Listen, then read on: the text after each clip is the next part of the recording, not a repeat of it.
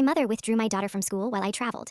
The registrar called me. My daughter, Zoe, had waited almost 2 years for a place at Harbor Language Academy. By 9, she could greet her grandparents in 3 languages, knew every librarian by name, and finally stopped dreading Monday mornings. My mother, Linda, never liked the school. It was 20 minutes from her house, while Ridgeview Elementary sat at the end of her street. A child should know her neighborhood, she said whenever I drove past Ridgeview. You make everything harder than it needs to be. I'm a children's librarian, and that spring, I was invited to lead a workshop at a conference in Portland. My usual sitter had a family emergency, so Linda offered to keep Zoe for 3 nights. Before I left, I packed lunches, labeled medicine, and put every contact number on the refrigerator. Linda asked what time Harbor's office opened. In case Zoe got sick, she added quickly. On the second afternoon, I stepped out of a panel and found a voicemail from Naomi, Harbor's registrar. Before I process Zoe's withdrawal, I need to confirm the transfer date with you.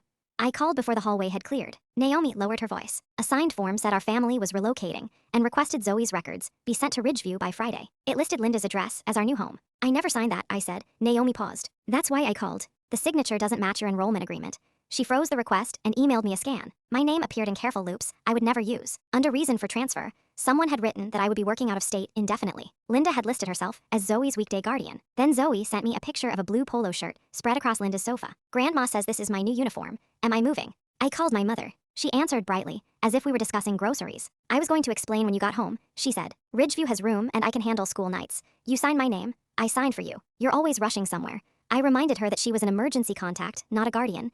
Exactly, she said. This schedule is an emergency. That sentence made the decision simple. I called Ridgeview. Their secretary remembered Linda's tour because she had arrived with a color-coded calendar. Linda had said Zoe would live with her during the week while I traveled for work. The secretary forwarded the application email and canceled the tour scheduled for the next morning. I took the evening flight home. At Linda's house, Zoe's clothes were folded into 2 suitcases beside the blue polo. A new lunchbox already had her name on it. Linda stood between me and the hallway. You're taking this personally, she said. It is personal.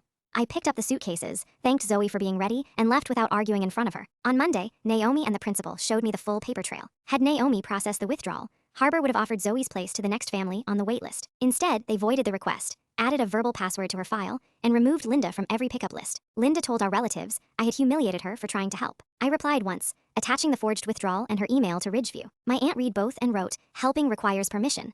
Nobody defended the transfer after that. 2 weeks later, Linda asked to attend Zoe's classroom showcase. I told her she could write Zoe an apology first. Visits could wait until she understood that loving a child did not make her the child's parent. On Monday morning, Zoe carried the same green backpack through the same blue doors. That was enough.